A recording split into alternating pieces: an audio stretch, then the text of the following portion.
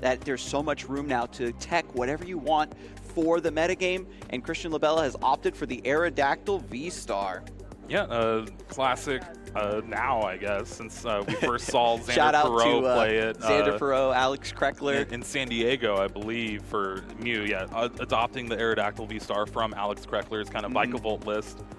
And taking a look at the prizes there, 3 Metal Energy. That means you're only going to have access for 3 in the deck now. At least they're in the fighting energy. You only play 3 of those. Yeah, that's probably the best energy you have to prize for sure. And then when it comes to Mew, nothing too rough there. Just the boss's orders can really help to generate some early aggression. But starting with Aerodactyl V in the active is going to be really hilarious. Maybe we get the V-Star, maybe we turn off Starbirth. We know that Arceus Duraludon can have trouble setting up. It can be very vulnerable in the early game. So if Aerodactyl V-Star does come through, disrupt that Starbirth, it does make it so that Regan will struggle to not only get established, but maybe find those cards later in the game that allow you to close out. It'll definitely be interesting just because usually that's kind of the plan. If you start it and you're going first, you'll have access to use that Aerodactyl's V-Star before your opponent gets to use Starbirth from that Arceus V-Star. But with Regan going first, attaching that double turbo energy, it's looking pretty nice. You got that V-Star in hand, so the only thing that's really going to disrupt that is that path to the peak. Aha. And when it comes to Arceus V-Star, right, using the Starbirth it doesn't really seem to be a clear answer of whether you want to use it late, whether you want to use it early to finish your setup. And when you see that Aerodactyl across the table, of course, it makes that decision a lot easier. And Christian just taking his time now to, of course, sort through the prizes, figure out what's missing with this Battle VIP Pass, is already eyeballing a Genesect V and a Mew V, just a standard setup here. And again, this Aerodactyl V-Star in the deck, it does come at a cost, and that is... It is not a Fusion Strike Pokemon. So if you get your Genesect V in play, you get your Mew V in play, Fusion Strike system's drawing 1 less card for the entire game, essentially, until you get something like that 1 Clap Stadium. And you've got to really keep this in mind as well. Don't draw that extra card for a Seal Stone onto the Genesect V into a Judge. I've always loved how there's so many different arts of Judge in the format. Oh yeah, and I play all of them. It's nice. I mean, the Judgment Mew, the extra disruption here, very similar to Marnie, but you're shuffling your hand back into the deck rather than just placing it on the bottom. Really disrupts a lot of the, Rangaroo type stuff to fully make sure that you are disrupting your opponent as much as possible. That's how this deck came about. Is it really used to play just 3 Marnie, 4 Marnie, and that would be its disruption. But the Primate Wisdom Ringer was so popular in every Lost Box list that they would just play around Marnie every time. And the list started adapting, like Andrew Mahone, Riley Holbert started playing a ton of Judge in their list, and it just caught on. Now it is the staple way to play Mew. The rumor started to become that Marnie just simply wasn't real. You Marnie your opponent, they just draw into a good hand, or they draw the card that, can bail them out of the situation, similar to Roxanne. And with Judge, you just feel a little bit better about shuffling your own deck sometimes. Especially after if your opponent's running Marnie, you get to Judge, bring your hand back up from the bottom. So there is some very interesting meta interactions there. The tug of war between Judge and Marnie. But it does look like Christian's got a beautiful setup here, is already using these Fusion Strike systems to draw back up to 4 cards now. And another Genesect. We've got 3 Fusion Strike systems to use and the Forest Seal Stone to find whatever might be missing, emptying the hand down by attaching that big Parasol as well.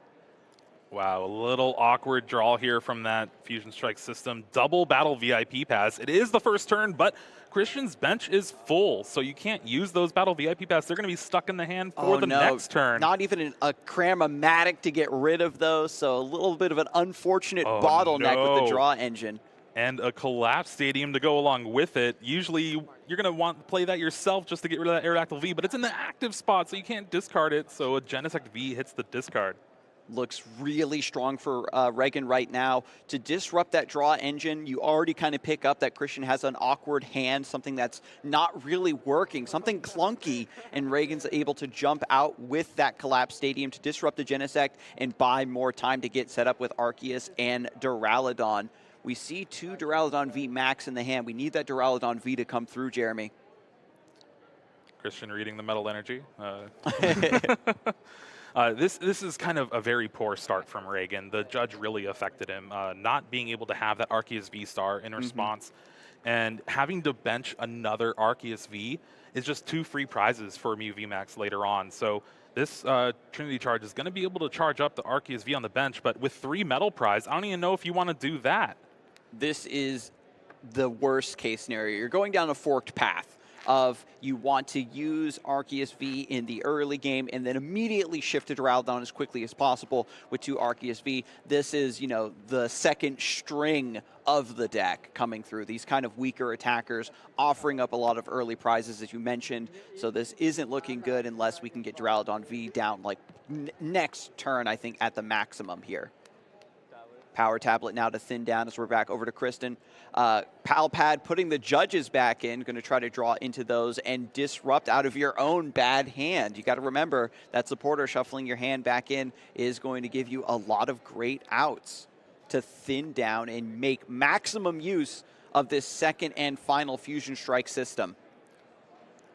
Well, with Christian's hand, it was just better. Because Regan played the Marnie.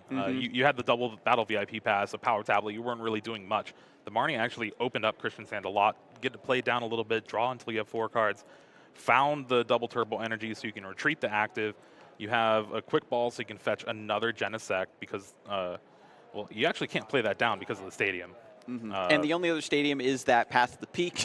So if you want to bump the Glass Stadium, you aren't drawing any cards anyway. And that always feels bad for sure. If you're in Regan's shoes, you can kind of tell that your opponent's hand is awkward, but your hand is also very awkward. You've got to go for that Marnie to try to hope that you draw into something better than what they can do. And after that quick ball, getting the Genesect back in the hand, what's the next option? I didn't see any more thinning available. We can maybe draw.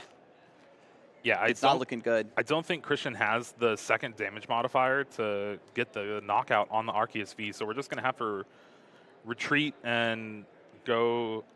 Oh, no, you do have the power tablet. So Technoblast will be able to take the knockout. Beautiful. Yeah. So we only need, we did only need the 1 power tablet there. That was only an Arceus V. Very easy prizes. 2 now taken by Christian Labella, and now Regan has to do something. I do see that single strike mustard in the hand to try to get a Duraludon VMAX down, but I don't know if you can get the rest of the hand down. This is the Colress's experiment, and with no Arceus V-Star found, I think we're just going to see a scoop of the game. And yeah, Regan is not liking what that game 1 had to offer for him. Really just nothing in the way of damage or anything can really do. Just Arceus V, some energies, that's it. Yeah, this is the classic way that Arceus tends to go down. They get an awkward start in the early game, and decks that have much more consistent setups can really exploit that. The judge really came through to disrupt that Arceus V-Star, and it was just downhill from there. And that is what the Mew deck tries to do, really, is just get that turn 1 judge, hopefully stick a Path to the Peak, but it was not needed. No Arceus V-Star came down for Regan. Christian able to do what the deck is supposed to do, even with that Aerodactyl V-Start. This is such a different list from, way back when the Elisa Sparkle Fusion Strike energy, you were trying to be very aggressive, just come out of the gate swinging, and the players have now seen that a well-timed disruption card can achieve a similar effect. But when we shuffle the cards and try again, any matchup that looked hopeless in game number 1 can definitely flip on its head in game number 2. We saw shades potentially of Christian being unable to do much with that awkward Aerodactyl V start in the active, and then that well-timed Collapse Stadium. Regan already obviously knows what to do in this matchup. It's just a matter of the deck responding to that. Double VIV pass in the prizes might hurt that early setup potential. Yeah, but we saw Christian game 1 have 2 in the hand, not even play them. So really just depends how that hand works out with the way you draw the cards off that Fusion Strike system. So Regan's going to be going first. Double turbo attachment to Arceus V in the active. That's what you love to see. Pokegear 3.0. This is a much more stable start. Going to grab that Professor's Research from the Pokegear. great way to just thin through, refresh that hand. After you've used the resources that you need, you're constantly in this list looking for your setup and also looking for the tools you need specifically to respond in the matchup at hand. I just now realized Regan's playing Pokemon Catcher, and I'm a little happy. I'm glad to see that item card come back into the format and maybe get a free boss's orders with your item for the turn. The Pokemon Catcher is a card that players love to hate. I remember if you go back far in history far enough, you know, UV I think was even using it once upon a time. Players just hate flipping coins. That's really what it comes down to. Pokemon Catcher, Crushing Hammer, Silene. Yeah, exactly. And the idea simply is that if you play enough of them over the course of time, it all evens out. It comes in your favor, and you know, 2 or 3 heads in a row is all you're going to need for a best of 3 sometimes. Listen, 60% of the time it works every time. So you just got to go with the odds. And finally, Duraludon V hitting the board, and Christian is actually pretty well versed with Duraludon as a deck. Got 31st at last year's Worlds with Duraludon. Has been playing it a ton. Now on the opposite side of the table, playing this Mew, which you see that Echoing Horn in hand, that means you have a very good matchup against Duraludon. Yeah, and this is the respect we've been talking about. You're anticipating a lot of Duraludon. Christian Labella is saying, I can run a deck that can tech against it and also have solid matchups elsewhere. And Echoing Horn is another favorite card of mine for sure. It's just so powerful when you employ it in the right states of the meta. Quick Ball discarding Lost City. And Christian's just taking a deep look through the deck now, sorting out those prizes. Oh no, my 2 battle VIP pass are missing. That's not what we're looking for out of this time. Yeah, you always want to make sure you have what you need for the matchup. So a lot of the times, if you're playing against a Duraludon deck, you're going to look for Path of the Peak. That is your way to shut off the Skyscraper ability, so you can attack with your Mew VMAX. You're going to look for your Genesect Vs, your Mew Vs, your Mew VMAXs, and then your double turbo energies. Outside of that, you can probably count Power Tablets, Choice Belt, but those you can kind of wait until you draw them or you need them to really count.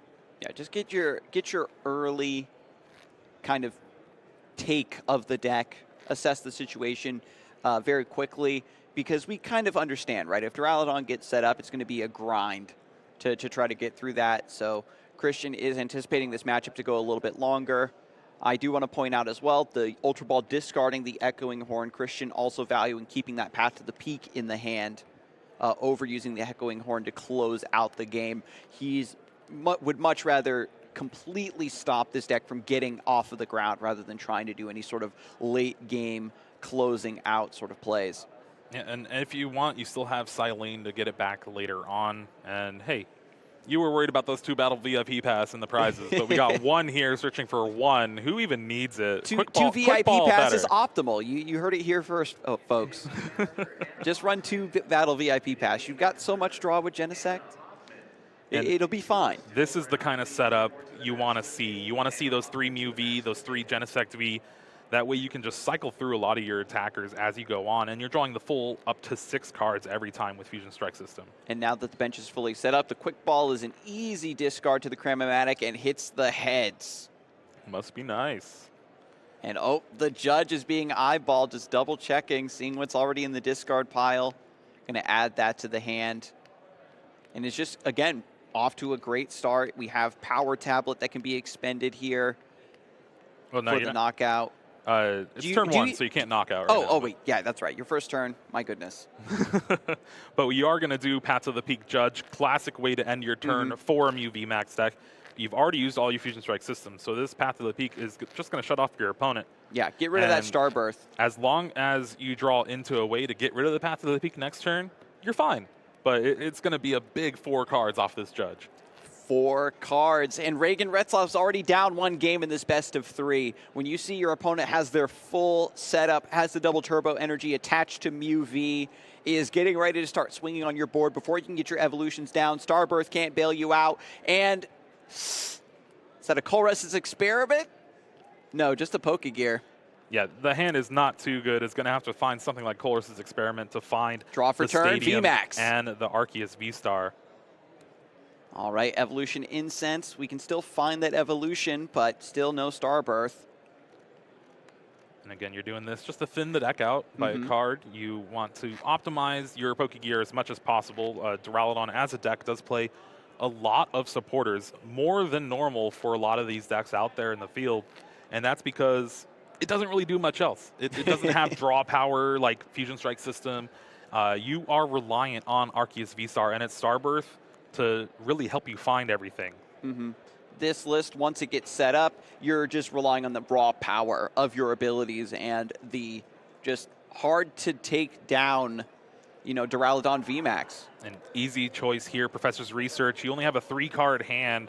You're going to have to lose something like a double turbo energy, but that is fine. You have that VMAX, you have the fighting energy to attach to the Arceus V-Star, and out of these 7 cards, you're gonna want a Stadium, but I don't even know if you really play it down now. You have pretty much everything with just the attack. You have the Trinity Charge.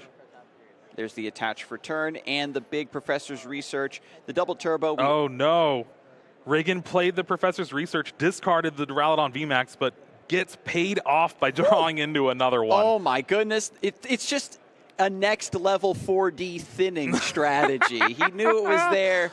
That was a close one. And I think that this really comes down to, again, even if you're a seasoned professional, when you're up on stage, when your back's against the wall, you can make these mistakes. Not punished. But yeah, the Professor's Research comes through. We get the Duraludon VMAX. We get the Trinity Charge now. And Regan is definitely on the board. Trinity Nova dealing 180 damage because that double turbo energy reduces 20 damage. So not being able to pick the knockout on Genesect V will allow Christian to keep things going and kind of keep parity if you can get a knockout this turn.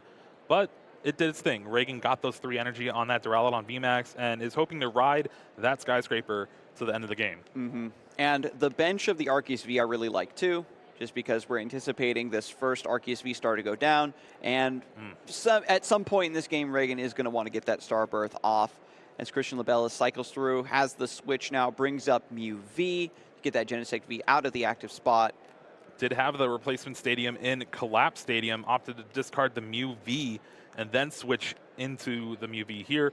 And that's just because you want your Genesects more than the Mew V in this matchup at least, so you can try to draw into those power tablets. Commits the early boss's orders to bring up that Arceus V and to draw an extra card off the Fusion Strike system. No. We have to find Mew VMAX here pretty soon. Such an awkward draw here. You have the power tablet, which you need, but you're only able to draw 1 card, needing an item card to use that Cramomatic, and this hand is full of Pokemon that you can't use, and a Stadium which you can't play because you already played one for the turn. Committed the boss's orders and the power tablet, hoping that you'd be able to capitalize on this turn to attack. And this is just a and scoop of the another game. Scoop!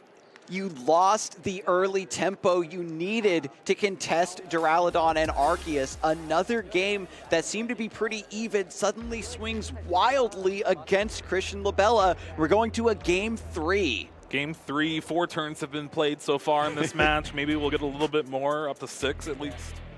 And that just goes to show how the window of opportunity to properly get the advantage you need in this matchup over the opponent is so small, concentrated massively in those early turns. And when you're running this Mew VMAX deck, it has great disruption, but the Aerodactyl becomes a little bit awkward, not being able to draw the extra cards from the Fusion Strike systems. And we saw Christian Labella really overextend with the boss's orders, with the power tablet, the Collapse Stadium as well. Just trusting that with 2 Fusion Strike systems, you'd be able to draw into something usable. And that was a very low percentage brick hand.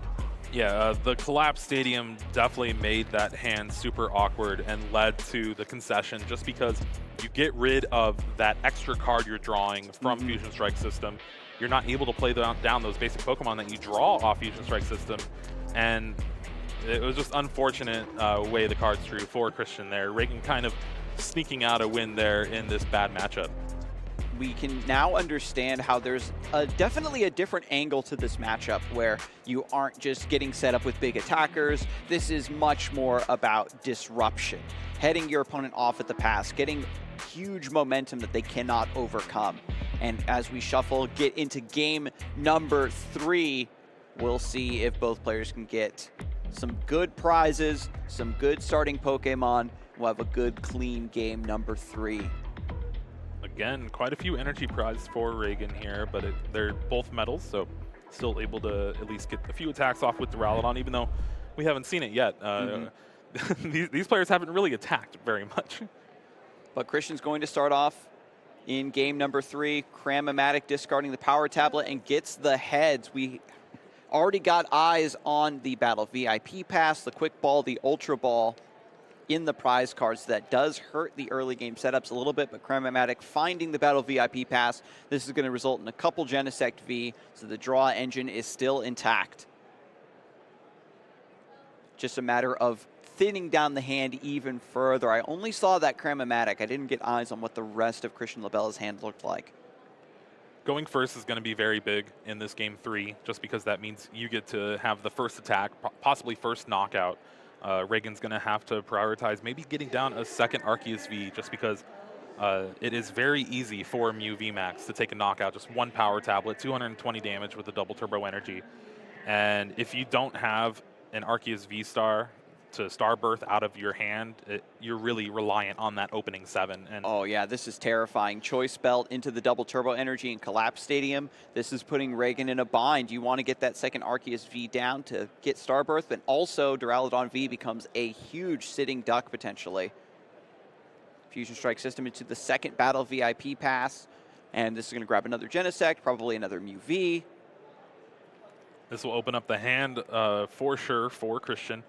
Going to be able to draw into a few cards, get set up, hopefully find that Mew VMAX for the next turn.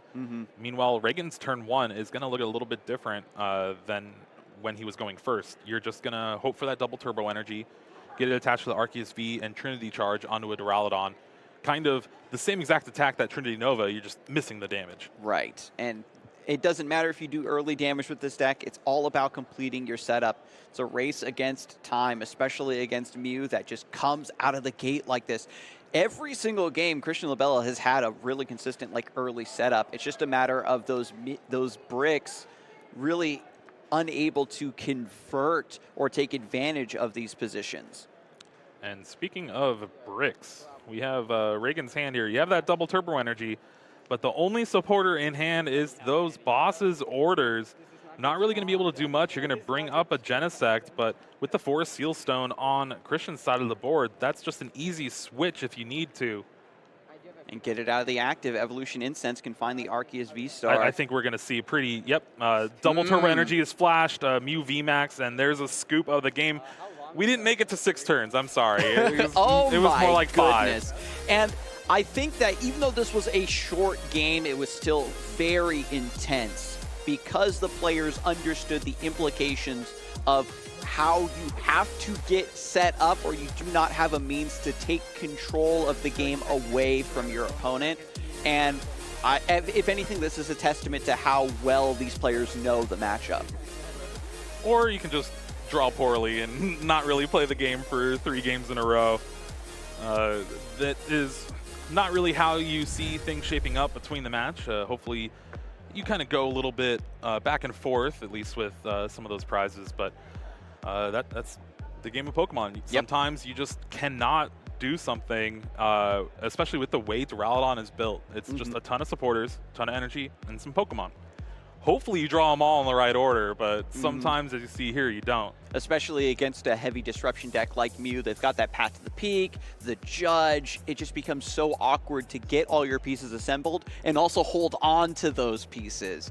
And I guess at the end of the day, both players are maybe glad to get a little bit of bad RNG out of the way early on in the tournament and just advance forward. Christian Labella showing us that even with the Aerodactyl adding a little bit of clunkiness to the list in certain matchups, still able to pull it out very beautifully. Yeah, it's still a Mew deck. Still does Mew things, still draws a ton of cards. If you have access to Battle VIP Pass like we've seen, or that Cram-O-Matic heads is very important, being able to find the specific card you need on that turn. And it is just good at doing one thing, and that's 220 damage on turn 2, apparently.